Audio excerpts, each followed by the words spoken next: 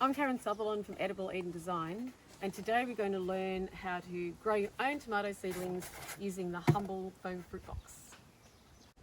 So head down to your local fruit and veggie shop and you'll often find they have polystyrene or foam fruit boxes to give away. To give you an idea, the depth is something that you're looking for. You can always put holes in. This one came with holes, but that's just an advantage. So it has an internal measurement of about 15 centimetres, and that's a really good balance for root depth. Nursery hygiene when you're growing cuttings or seedlings is quite important to prevent the possibility of your plants succumbing to some kind of disease. So we always wash containers, second-hand containers, before we use them. So we're going to wash this in soapy water and then we're going to spray it out with some methylated spirits.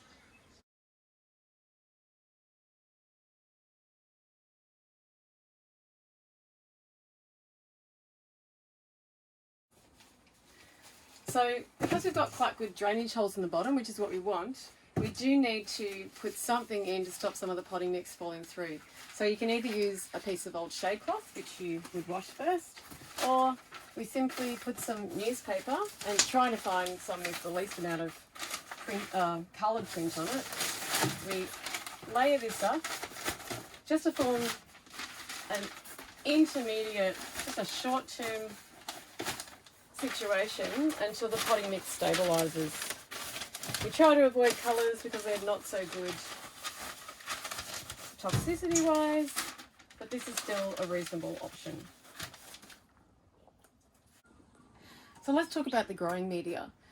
Seeds need to start off life in a seed raising mix or a nice open propagating mix, and soon afterwards, because it doesn't have any nutrients in it, their roots need to get into something more, or otherwise you can feed them, liquid feed them, but they need to get into something to keep growing. So if you want to be able to grow your plants for longer in this situation, a really good tip passed on to me by a good friend Libby is to use potting mix underneath your propagating mix. So the first 10 centimetres is going to be potting mix, which as you can see has some fertiliser added to it in this growing media. And the next layer is, which is going to be about a centimetre or so, is going to be seed raising mix.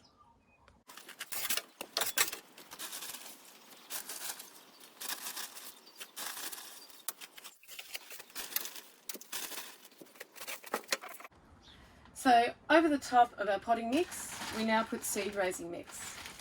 Now, because it's the same colour as the potting mix, I've already put some on top there, we need to plonk it through the middle and then just gradually spread it out. Again, we're not firming that down very much, or not at this stage. We're just lightly getting it evenly spread. Seed raising mix has better water holding qualities, while at the same time good drainage properties to allow us the seed the best chance at germinating. And it also has smaller particle sizes, so the seeds are not squashed by any of the large particles that you get in potting mix. The final stage is to very gently firm the top of the media with your hand, or in nursery work we used to use a little piece of wood, but you can do it just as well with your hand, with a flat hand. And you're just forming a bed for the seed to go into. Not too hard, just gently firming it all the way through. Now we get to the fun bit of the seed sowing, and it's really important to know what we're growing and where, because when we see it growing in the garden, if it's a fantastic variety for our situation, or we're saving the seed, we need to be able to 100% know which seed we're saving. Now, we did try some Ocypole sticks last year to reuse those little timber sticks, and they just weren't as good long term in the garden, and I've gone back to using commercial plastic ones. You can also make them by cutting them out of just your average yogurt or ice cream container lid. So Gondwana Rose is an absolutely beautiful modern heirloom bred by the Dwarf Tomato Project. I've written on these with a fine permanent marker, as I find that lasts the longest. They last about a year, so that gives me plenty of time to raise tomatoes. So I've got an interesting one called Currajong that I got from the Bega Seed Savers. Linny's orange currant is from a very dear friend. And then I've got a whole lot of things from the dwarf tomato project. So Wild Fred is a very tasty blushed brown or black, blushed black tomato with heaps of flavour. And I want to grow more of the Gondwanas again this year. So Gondwana Rose, Gondwana Moon, Gondwana Thunder, and also I'm going to grow Lightning and Lava. So it's time to sow. Now I've got a couple of things to help me here. A little plate to put the seeds out on. They're very small. I've only got a very small amount of these. And a little tub of water. And my friend Lizzie showed me this years ago. You can use a tiny bit of water on the end of a bamboo skewer to pick up the seed. And then place it really accurately. You can either place them all on the soil surface and sieve some very fine seed raising mix over the top, or you can just push them in gently with the bamboo skewer. But by putting them on the soil surface first until you get that row finished, you can see the spacing so you don't lose track of where you just put your seed in. It's a great method.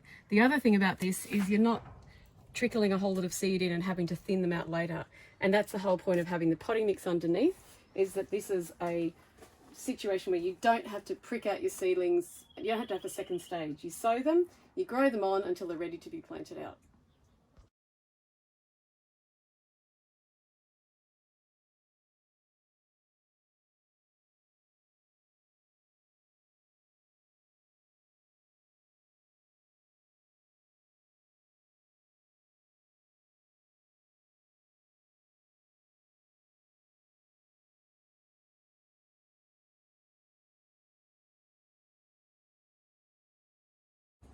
So here we are with the finished product, and I have firmed the seed in lightly as I've planted it, but I can just go over it one more time, just very lightly.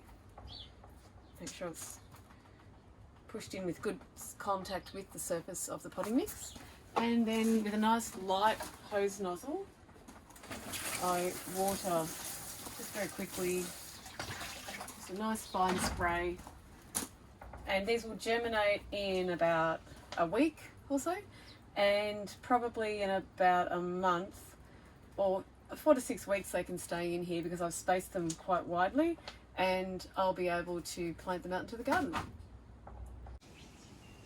If you want to see how these terrific tomatoes turn out, follow us on Instagram and Facebook at Edible Eden Design.